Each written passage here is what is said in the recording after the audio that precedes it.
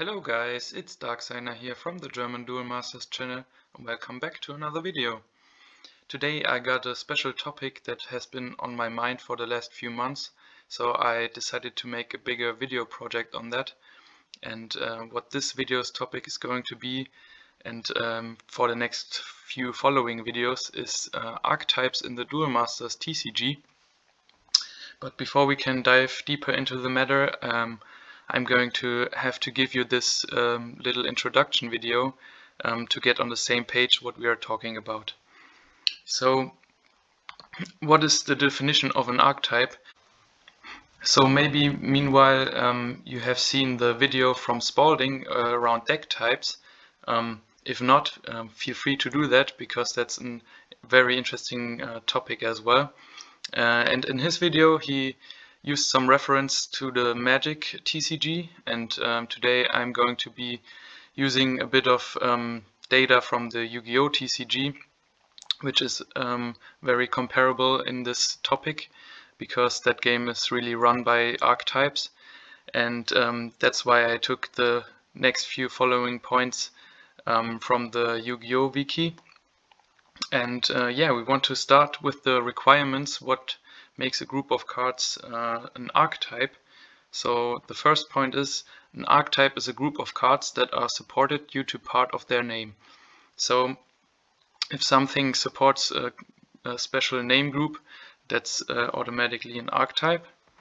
Then all members of that group of cards must contain a common string in their members' and card names. So they have to share some similarities there. But if they don't do that, there are other conditions that can make them an archetype. Alternatively, a card must contain an archetype condition in its card text, which specifically states that the card belongs to a certain archetype. So yeah, if it states some specific condition in its text around an archetype, that also makes it an archetype. And what is meant by that is there must be at least one support or anti-support card relating to that archetype.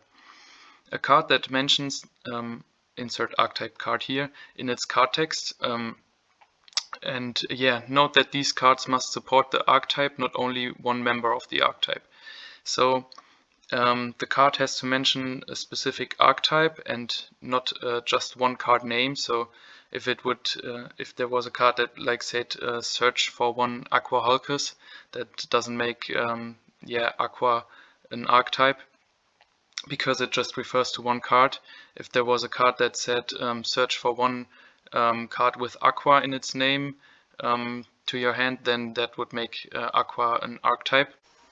And yeah, to finish the definition part of this video, I wanted to say that the race is not equal to an archetype. So because many cards in the Duel Masters TCG refer to a specific race, that doesn't make the race an archetype. A race is just more an overall thing. It's a feature that every creature has. And yeah, an archetype is more of a subtype thing, and they don't even have to share the same race to be an archetype. And yeah, with these criteria in mind, I wanted to show which three archetypes in Duel Masters I think there are. We have the Survivor archetype, the Silent Skill archetype, and the Wave Striker archetype. And there are more like honorable mentions. I will get to them later, but yeah, it's just my subjective view. Keep that in mind. You can just comment down below if you agree with me or if you disagree. But I want to give you my reasoning behind why I chose these three to be the archetypes in the Duel Masters TCG. So let's start with the first one, the Survivor archetype. I think this is the most obvious one. First of all, they share similar names, so they have that going for them. They all have the Q at the end of their name, or in case of their evolution creatures, they start with Q-tronic. So they have those similarities. And also they share their abilities with each other. So like the inherent strategy is to share those specific survivor abilities. Most of the survivors start with the line survivor. Each of your survivors has this creature's ability, and then they have different abilities that they share with each member of their race. While we were talking about the race, I said that the race is not like a factor that makes an archetype, but that's another thing. They all share the survivor race. The evolutions are survivors only, and the non-evolution creatures are survivor and another race that are, there are many different ones. They have specific races that match like their civilizations. And the next thing they have going for them, which is like the most important factor, is that they refer specifically to their archetype. So we have 4 cards. Those are the most cards of any archetype that refer to their specific archetype. So we have Graveworm that lets you retrieve a survivor from your graveyard. We have Factory Shell Q that can let you search a survivor from your deck.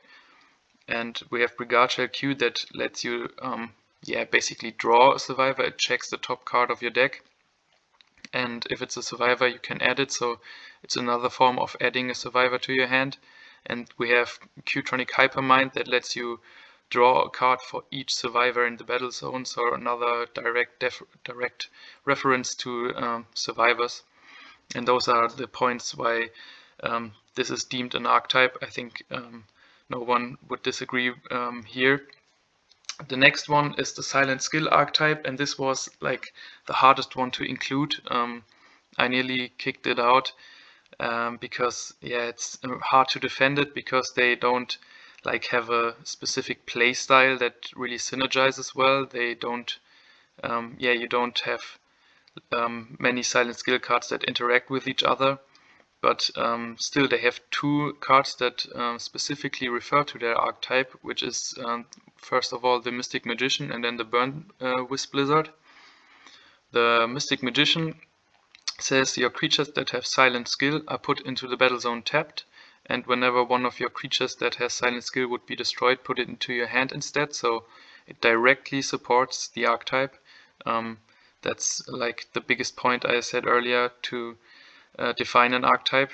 They don't really share similar names or races, but they have that direct support. And Burn Wisp Blizzard says each of your creatures in the battle zone that has Silent Skill has Speed Attacker.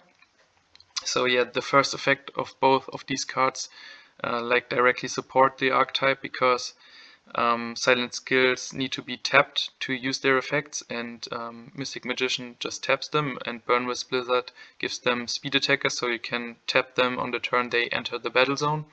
So when the next turn comes around, you can use their abilities. And I think this one is like just on the edge of being an archetype, but I wanted to include it nonetheless. And the third one is the Wave Striker archetype. They also don't share like similar name trait or race. They all have like different races. But one thing they have going for them, like the survivors, they have an ability that specifically refers to other Wave Strikers. So they have a archetype condition. It says Wave Striker, while 2 or more other creatures in the battle zone have Wave Striker, this creature has its ability. So they don't share their abilities like the survivors, but they still need other Wave Strikers to function. So they only function in combination with each other. They can't be like played individually. You can play them, but then they're just vanilla creatures. And Klujadras is the only card that refers specifically to their archetype in its text. But that is another criteria point we have here, because it says when you put this creature into the battle zone, each player draws a card for each of his creatures in the battle zone that has a Wave Striker. So there you have it again in a card text that has to do with the archetype. The rest of the archetype, I will get to that later on in when we go deeper into the Wave Strikers. But the rest of the archetype, like they don't refer to each other. They don't give only bonus effects to Wave Strikers. They mostly have good individual effects, or share their bonus effects with every creature in your battle zone. So not like to the extreme point like the survivors where they share everything, but still enough to make an archetype. And then let's go to the two like categories of cards that didn't make the cut. First of all, we have the tap ability, and next we have the Turbo Rush ability. And yeah, you can argue maybe that you want to have them as archetypes as well, but I didn't include them, and the reason for it are that the tap ability, yeah, this one was the hardest to cut. It's hard to defend because they in fact have one card that specifically refers to them. It's not a support card, but it's an anti-support card, which counts as well in the archetype conditions. We have Lockdown Lizard here that says players can't use the tap abilities of their creatures. Yeah, that's why it's hard to defend, because they definitely fit this criteria, and they also have like 40 individual cards in their category. But I didn't want to include it because they inherently don't like feed off of each other. They don't have a coherent strategy together. Like you won't use tap abilities in like a mass, because they don't really interact with each other. They all have like not all, but many of them have really good individual effects, and don't get me wrong, those can be used very effectively, but like you wouldn't build a tap ability deck. No one would say that. Yeah, that's why I didn't want to include them, because yeah, the strategy is just not like focused around tap abilities. They support races, civilizations, or yeah, like I said, they have good individual effects, but yeah, just not a coherent strategy. And Turbo Rush is the next one that didn't make the cut. The thing here is it refers to nothing, like no Turbo Rush creature refers to another Turbo Rush creature. Of course, they share the same ability, but you wouldn't call like something like Blocker or Shield Trigger an archetype, so that's not enough here. You need a card that really refers to this thing, like Klujadras. And yeah, there are only 8 cards in total that have the Turbo Rush ability, because they only debuted in DM8 and were never seen again after that set. And yeah, that's definitely not enough to make a whole archetype. I think this one was clear that it wouldn't make the cut. And now, yeah, to end this little introduction video, I want to say that my archetype analysis of these 3 archetypes will be a 3-part series, so 1 part for each archetype, so 1 Survivor video, 1 Silent Skill, and 1 Waystriker video. And what I want to go into is the story and lore behind the archetype. So when did the archetype came out in like TCG wise, in which set, and more of the background story, like in the Duel Masters universe, what are like characteristics of that archetype. Then the playstyle of the deck and its strength and weakness. So how do you play the deck? How can you beat the deck?